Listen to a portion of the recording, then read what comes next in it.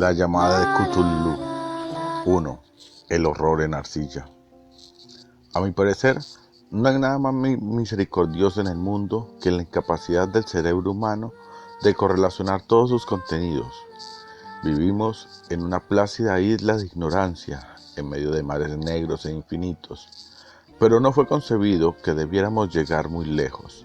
Hasta el momento, la ciencia, cada una orientada por su propia dirección, nos ha causado poco daño, pero algún día la reconstrucción de conocimientos dispersos nos dará a conocer tan terrible panorámica de la realidad y lo terrorífico del lugar que ocupamos en ella, que solo podremos enloquecer como consecuencia de tal revelaciones, o huir de la mortífera luz hacia la paz y seguridad de una nueva era de tinieblas.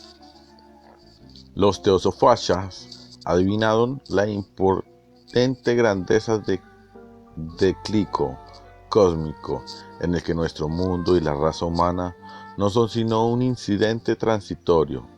Los filósofos han hecho insinuaciones acerca de extrañas supervivencias en términos que podrían helar la sangre si no se enmascarase tras un suave optimismo, pero no proceden de ellos la visión de épocas prohibidas que me hacen sentir escalofrío. Cada vez que pienso en ellas y me envuelve loco en mis ensueños, esas pequeñas visiones, como todas las pavorosas visiones de la realidad, fue el producto de una reconstrucción accidental a partir de varias cosas diferentes. En este caso, un artículo de periódico y las notas de un profesor fallecido. Espero que nadie más sea capaz de repetir esta reconstrucción. De hecho, si yo viviera lo bastante, jamás aportaría conscientemente una solo eslabón más a tan horrible cada. Creo que el profesor también intentaba silenciar aquella parte de lo que tuvo conocimiento, así como de hacer destruir sus notas, si no le hubiera sobrevenido una repentina muerte. Mi conocimiento del asunto se remonta al invierno de 1926-1927, momentos que tuvo lugar la muerte de mi tío abuelo, Gregorio Gammelt Angert, profesor emérito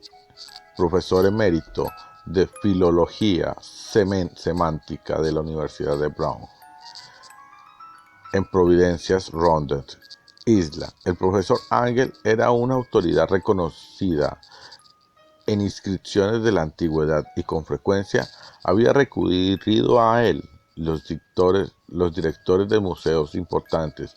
A esto se debe su fallecimiento a la edad de 92 años. Se ha recordado por mucho en el ambiente local. El interés se acrecentó por las oscuras circunstancias de su muerte. El profesor sufrió una extraña dolencia mientras volvía al barco Newport. Tal y como dijeron los testigos, se derrumbó de repente tras haber recibido el empellón de un negro con aspecto de marinero que había salido de uno de los raros y oscuros callejones de la escarpada pendiente que constituía un atajo entre los muelles y la casa del difunto en Willis Street. Los médicos fueron incapaces de encontrar ningún trastorno visible, pero terminaron por apuntar, tras una discusión, que la causa de la muerte debía ser una lesión desconocida del corazón, causada por el rápido ascenso de un hombre ya mayor por una colina tan pronunciada. En aquel momento no vi razón alguna para discernir de este dictamen, pero más tarde me vi inclinado a cuestionarlo, e incluso más que cuestionarlo, como heredero y albacén de mi tío abuelo, que había muerto viudo y sin hijos, debía examinar sus papeles con cierta minuciosidad. A tal fin, llevé todos mis archivos y cajas a mi alojamiento en Boston. La mayoría del material que correlacioné será publicado más adelante por la Sociedad Americana de Arqueología, pero había una caja que me resultó sumamente misteriosa y que me sentí reacio a enseñar a otros ojos que los míos. Estaba cerrada y no encontré la llave hasta que se me ocurrió buscar en el llavero que el profesor llevaba siempre en sus bolsillos. Entonces pude abrirla, pero parece que fuese solamente para toparme con una barrera más fuerte e infranqueable. ¿Cuál podía ser el significado de aquel extraño bajorrelieve de arcilla y de los inconexos apuntes, notas y recortes que encontré? ¿Había comenzado mi tío a creer semejante superchería en sus últimos años? Decidí emprender la búsqueda del escéptico escultor, responsable de aquel claro trastorno de la paz mental de un anciano. El bajorrelieve era una tosca pieza rectangular de algo más de 12 centímetros de grosor, con una superficie de unos 13 por 15, de origen evidentemente moderno. Por el contrario, su diseño dispaba mucho del resultar moderno en lo que se refiere al tema y a lo sugerido por la obra ya que aunque los caprichos del cubismo, el futurismo son muchos y descabellados, no se suele servir para reproducir la enigmática regularidad que se esconde tras la escritura prehistórica. Ciertamente, el grueso de aquellos diseños pareció ser algún tipo de escritura. Sin embargo, a pesar de estar muy familiarizado con los papeles y colecciones de mi tío, la memoria me fallaba al intentar identificar a qué tipo pertenecía o incluso al intentar recordar alguna pista de más remota afinidad de aquellos con otras escrituras. Sobre esos presuntos jeroglíficos se encontraba una figura con evidente propósito pictórico, aunque su ejecución impresionista impedía hacerse una idea clara de su naturaleza. Parecía tratarse de algún tipo de monstruo, un símbolo que lo representaba o una forma que solo una imaginación enfermiza podría llegar a concebir. No estaría traicionando al espíritu de aquellas cosas si digo que mi imaginación, algo calenturienta de por sí, creía percibir en ellas de forma simultánea las figuras de un pulpo, un dragón y una criatura de ser humano. Una cabeza viscosa y cubierta de tentáculos destacaba sobre un cuerpo grotesco y escamoso, con unas alas rudimentarias, pero era el perfil general de todo ella lo que resultaba más espantoso. Detrás de la figura quedaba insinuada un cíclope de trasfondo arquitectónico. Los escritos que acompañaban a aquellas rarezas, dejando a un lado un montón de recortes de prensa, habían sido escritos hace un poco de la mano del profesor Engel y no habían pretensión literaria alguna en su estilo. Lo que parecía ser el documento principal se titulaba Culto de Cthulhu, en características trazadas concienzudamente para evitar una lectura equívoca de una palabra tan inaudita. El manuscrito estaba dividido en dos secciones, estando titulado el primero 1925, Los sueños y trabajos sobre los sueños de H. A. Wilkins. 7. Thomas St. Providence, Rhode Island. Y el segundo, narración del inspector John R. Langratzen, 121 Bienvillat, St. Nueva Orleans, la 1908, AAS, MTG. Notas sobre los mismos y sobre los relatos del profesor Webb. El resto de los papeles manuscritos eran notas breves, algunas de ellas acerca de extraños sueños de personas diversas y otras menciones de libros y revistas teosóficos, particularmente el Atlantis y el continente perdido de Lemuria, de W. Scott Allinson. El resto eran comentarios acerca de Logebets, sociedad secreta y cultos secretos, con referencia a varios pasajes de fuentes mitológicas y antropológicas, como pueden ser claramente The Order of the Price y Liam Brugueriet. en la Europa occidental de la señorita Murray. Los recortes aludían a extrañas enfermedades mentales y a una ola de locura o demencia colectiva que tuvo lugar en la primavera de 1925. La primera mitad del manuscrito principal daba cuenta de sucesos bastante peculiares. Parece ser que el 1 de marzo de 1925, un hombre moreno y delgado, de aspecto neurótico y excitado, se presentó en casa del profesor Engel, llevando el singular bajorrelieve, todavía húmedo y fresco. En su tarjeta de visita aparecía el nombre de Henry Antonio Wilkins, y mi tío lo reconoció como el Benjamín, de una excelente familia que resultaba conocido. En los últimos tiempos, el joven Wilkins había estado estudiando esculturas en la Escuela de Diseño de Rhode Island y viviendo solo en el edificio de Fleur de Lys, cerca de dicha institución. Wilkins era un joven precoz, de genio reconocido, pero de una gran excentricidad, y ya desde la niñez había entusiasmado a la gente con las extrañas historias y sueños que tenía por costumbre relatar. Decía de sí mismo que era psíquicamente hipersensible, pero la gente formal de aquella antigua ciudad comercial le tomaba simplemente por un tipo rarito.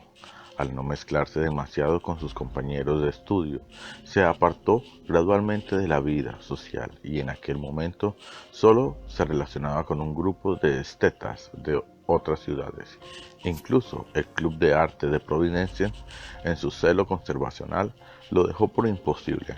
Con motivo de la visita, según se leía en el manuscrito del profesor, el escultor pidió bruscamente la ayuda de mi tío para que, dados su conocimiento arqueológico, identificara los jeroglíficos y bajorrelieves. Habló de una manera tan distraída y afectada que indicaba tal persuasión que anulaba cualquier simpatía que pudiera sentirse por él mismo. Mi tío le contestó con cierta brusquedad, ya que la notable frescura de la batilla implicaba parentescos con cualquier cosa excepto con la arqueología. La réplica de John Wilson, que impresionó a mi tío hasta el punto de recordarla y anotarla al pie de la letra, estuvo caracterizada por un matiz fantásticamente poética que debía marcar sin duda toda la conversación y que, tal como he podido comprobar más tarde, resultó muy propia de él. Lo que dijo, claro, que es nuevo. La hice, la pensaba, noche en sueños, que tuve sobre extrañas ciudades, y los sueños son más antiguos que la ensoñadora. Tiró la contemplación, Esfinge, o la misma Babilonia, cerca de los jardines. Fue entonces cuando comenzó su inconexo relato, de que de repente avivó un recuerdo aletargado de mi tío y se ganó sus favores e intereses. La noche anterior había tenido lugar un leve terremoto, el de mayor intensidad de los últimos años de Nueva Inglaterra, y la imaginación del joven Wilkins había resultado fuertemente afectada. Al irse a dormir, tuvo un sueño sin precedentes sobre cíclopes ciudades de titánicos sillares de piedra y monolitos que alcanzaba al cielo, chorreando todo el conjunto legado de color verde y anunciando un horror latente. Los muros y los pilares estaban cubiertos de jeroglíficos, y desde algún punto bajo el suelo les llegaba una voz que no era tal, una sensación caótica que tan solo la imaginación podría traslitar. El sonido, cosas que intentaba hacer por medio de un revoltijo casi impronunciable de letras. Cthulhu Fataha. Este galametea fue la clave para que el profesor recordara algo que le preocupaba y confundía. Preguntó al escultor con minuciosidad científica y estudios con intensidad casi frenética sobre el bajorrelieve. En el joven se encontraba trabajo cuando, heladándose de frío y vestido solo con pijamas, despertó de repente y se sorprendió al ver lo que hacía. Mi tío culpaba a su edad, como dijo Wilkins posteriormente, de su lentitud en reconocer los jeroglíficos y el diseño pictórico. Muchas de sus preguntas le parecieron fuera de lugar al visitante, especialmente cuando el profesor intentó encontrar conexión entre Wilkins y la extraña secta y sociedad. Wilkins no pudo entender las repentinas promesas de silencio que le fueron ofrecidas, a cambio de admitir su pertenencia a una extensión organización religiosa de carácter pagano o místico. Cuando el profesor se convenció de que Wilson ignoraba la existencia de cualquier tipo de culto o de saber arcano, no dudó en asediar a su visitante solicitándole futuros informes acerca de sus sueños. Esto dio sus frutos de una forma continuada, ya que tras las primeras entrevistas el manuscrito hace constar las visitas diarias del joven en las que relataba sorprendentes fragmentos de imágenes oníricas cuyo principal contenido era siempre algún terrible panorámica de característica y de piedras oscuras chorreantes, a la que acompañaban voces inteligibles subterráneas que de forma monótona proferían enigmáticos impactos sensoriales imposibles de transmitirlas, salvo en una galimatías. Los dos sonidos repetidos con más frecuencia mencionados en la carta eran Cthulhu Relay. El 23 de marzo, según apuntaba el manuscrito, Wilson no apareció. Las pesquisas de su alojamiento revelaban que había sido asaltado por una especie inusual de fiebre y que había sido llevado a la casa de su familia en Water Street. Wilson había estado gritando durante la noche, despertándose a varios de los otros artistas que vivían en la residencia. Desde entonces, solo había manifestado estados alternativos de inconsciencia y delirio. Mi tío se apresuró a telefonear a la familia y desde ese momento en adelante prestó una gran atención al caso, llamando a menudo a la consulta al doctor Tubate en Turton Street. Al enterarse de que era el médico de Wilkins, al parecer la febril mente del joven se explayaba sobre cosas extrañas y a ratos el doctor se estremecía al oír hablar de ellas. Tales visiones no se limitaban a la repetición constante de cosas soñadas como anteriormente, sino que aludían locamente a una gigantesca cosa de kilómetros de altura que caminaba o se movía pesadamente. En ningún momento llegó a describirse por completo a aquel ser, pero algunas palabras frenéticas y ocasionales repetidas por el doctor Tubet convencieron al profesor de que debía ser idéntico al monstruosidad sin nombre que había tratado de representar en aquella figura esculpida en su sueño. El doctor añadió que cualquier referencia a este objeto suponía sin excepción el preludio del hundimiento del joven en un estado letárgico. Extrañamente su temperatura no estaba muy por encima de la normal, pero sus condiciones por los demás indicadas la presencia de una auténtica fiebre y no de un trastorno mental. Alrededor de las 3 de la tarde del 2 de abril, todo rastro de la enfermedad de Wilson desapareció de repente. Este se sentó sobre la cama, asombrado y de encontrarse en casa de sus padres y contemplando, ignorante de lo que ha acontecido con los sueños o la realidad desde la noche del 22 de marzo. Tras dar una alta, el médico Wilson tardó solo 3 días en volver a su alojamiento, pero en adelante dejó de interesar al profesor Angech. Todo rastro de sueño extraño se había desvanecido al llegar su recuperación y mi tío dejó de tomar notas de sus visiones oníricas tras una semana de explicaciones irrelevantes y sin sentido acerca de sueños corrientes. Aquí termina la primera parte del manuscrito, pero algunas referencias a ciertas notas dispersas me dieron mucho en lo que pensar, hasta el punto de que solo el arraigado escepticismo de características mi filosofía por aquel entonces era capaz de explicar mi continua desconfianza por el artista. Las notas en cuestión eran las que describían los sueños de varias personas a lo largo del mismo periodo en que el joven Wilson había experimentado sus extrañas visitaciones. Parece ser que mi tío inició rápidamente un sistema increíblemente ramificados de investigaciones entre casi todos los amigos a los que podía preguntar sin parecer impertinente acerca de sus sueños nocturnos, así como de la fecha de cualquier visión fuera de lo común que hubiera experimentado en tiempos recientes. Según parece, la acogida de su solicitud resultó muy variada, pero al menos debió recibir más respuestas de las que una sola persona podría ser capaz de atender. Sin la ayuda de un secretario, la correspondencia original no ha sido conservada, pero sus notas al respecto forman un minucioso y significativo resumen. La gente normal de la vida social y de los negocios, la sal de la vida, de la sociedad de Nueva Inglaterra, dio un resultado negativo casi en su mayoría, aunque hubo alguno que otro caso aislado de intranquilidad e indefinidas visiones nocturnas, siempre entre el 23 de marzo y el 2 de abril, periodo que coincidía con el delirio del joven Wilson. Aquellos dedicados a las ciencias no resultó mucho más afectados, aunque 4 casos de vagas descripciones podrían seguir la existencia de la visión fugaces de extraños paisajes, y uno de ellos hacía incluso mención a un miedo ante algo anormal que pudiera sobrevivir. Fue de los artistas y poetas de quien llegaron las respuestas pertinentes, y sé perfectamente que se hubieran destacado el pánico entre ellos de tener posibilidad de comparar sus notas.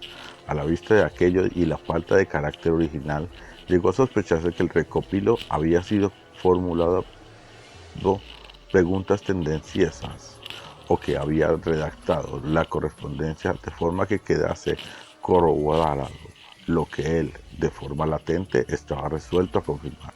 Esta es la razón por la que continuó pensando en Wilson. De alguna forma, al corriente ciertos datos del pasado en posesiones de mi tío, había estado aprovechando del veterano desde el 28 de febrero al 2 de abril. Una gran proposición de ello había soñado con cosas muy extrañas, siendo la intensidad de estos sueños incongruentes mayor durante el periodo correspondiente al delirio del escultor. Más de la cuarta parte de los que informaron acerca de algo decían haber tenido visiones y escuchado sonidos muy distintos de los que Wilson había descrito. Algunos de los soñadores confesaron haber sentido un miedo intenso hacia una cosa gigantesca e innombrable, visible casi al final. Uno de los casos descritos con más énfasis en las notas fue realmente lamentable. El sujeto, un arquitecto de renombre con ciertas inclinaciones hacia la teosofía y el ocultismo, enloqueció violentamente el día del ataque de Wilson y falleció unos meses más tarde tras gritar de manera incesante que le salvaran de un ser huido del mismo infierno. Si mi tío hubiera hecho referencia a estos casos por el nombre y los apellidos, no me hubiera tenido, y no por nombres, yo mismo hubiera hecho un intento de corroborar todas mediante una investigación. Pero tal como estaba, solo tuve éxito en seguir la pista a unos cuantos. Sin embargo, estos confirmaron lo registrado en las notas. Con frecuencia me he preguntado si todos los sujetos encuestados por mi tío se sentían tan confundidos como estos pocos. Es mejor que jamás reciban explicación alguna al respecto de los recortes de la prensa. Como ya he dado a entender, aluden a casos de pánico, manía y escepticismo que tuvimos lugar durante el periodo en cuestión. Sin duda, el profesor Agich debió contratar los servicios de una agencia de recortes de prensa, ya que la cantidad de extractos era enorme, y estos procedían de fuentes muy diversas, repartidas por todo el globo. Uno trataba de acercarse a un suicidio nocturno en Londres, donde una persona que dormía sola había saltado por una ventana tras proferir un grito espantoso. Había otro que consistía en una inconexa carta dirigida al director de un periódico sudamericano, en la que un fanático deducía un catastrófico futuro a partir de ciertas visiones que habían tenido. Un comunicado procedente de California describía una colonia de teosofobis vistiéndose de togas blancas como preparándose de algún glorioso cumplimiento. que jamás tuvo lugar. Mientras que las noticias llegaban desde la India, hablaban con cautela acerca de serios disturbios causados por nativos hacia finales de marzo.